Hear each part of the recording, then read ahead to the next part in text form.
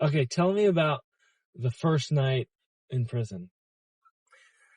First night in prison, you kind of see all the things right away. One thing that was funny, so they told me where my wing was, had my mattress, pillow, all that stuff.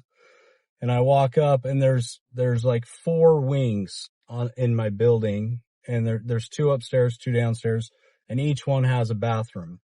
I was upstairs, so I walk up the stairs, go to my wing, and the bathroom is right in front of that whole wing, and there were like 20 guys in there just smoking cigarettes, spice, I was like, what the heck is going on here? And so what I came to find out was that each unit with 4 wings has a designated smoking bathroom. So that's where everyone goes to do drugs, smoke cigarettes, smoke weed, smoke spice. And the guards didn't care? The guards knew about it. But like if the guards were going to be in and around, then you don't do that. But like after they leave, It's like you got like a good 20-minute window to do your drugs. Yeah. But yeah, you'd see guys in there smoking joints, a lot of spice. But yeah, cigarettes, like everybody just pile in there and smoke. And you can buy cigarettes from the commissary. No. Cigarettes are smuggled in basically through, on the outside. So that's a duffel run. Someone goes and picks that duffel bag up and it's got packed in drugs, cigarettes, everything really, fast food. Did you ever ask for something to get smuggled in? No, I never did. I had a relatively short sentence. It's 2 years. And it was like, I don't want to mess up any good time or whatever, but I knew guys that did, and that went and actually got the bags too. And they made a lot of money, but they, their families needed it so they could risk. You get busted getting a bag and it's like another 3 years on your sentence. So that's not worth it to me.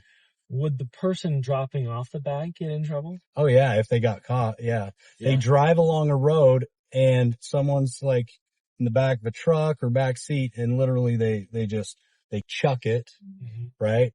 And they chuck it in a kind of a designated spot and then they just keep going on the road. But like if there were guards at that time watching that happen, yeah, I've heard of situations where they have caught them and they'll get like a year prison sentence for it. Shit. Yeah.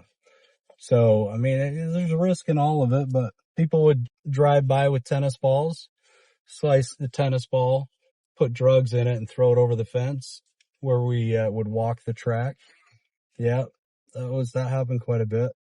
Crazy. Yeah, it's wild. And even guards, guards would smuggle cell phones in and make money. What's the biggest money maker in prison? The biggest side hustle? Well, gambling, drugs, and cell phones. So talk to me about cell phone. So cell phone is like $1,500 and just like a flip phone you buy out here for, whatever. So about $1,500 for cell phones, but then you pay more if, there's not a couple. There's probably like 10 to 15 inmates who get paid to hide your phone. So it's not their phone. They're just hiding it. Yeah, they're hiding it for you and they'll get it out, when you need it. And which is actually really smart. Yeah. If I had a phone, I would do that because you're never really at that much risk. Yeah, that was, cell phones were crazy. Dude. So if you wanted to use somebody's cell phone, what would you do? Could you? Yeah, you could. And you don't make it obvious. It's one of those things that's very quiet. So if you know of someone that has a phone, because there's rats and they try to like become friends with the guards. And if someone on your wing hears you, talking about cell phones, this or that, they could go tell a guard and then they come flip your cell.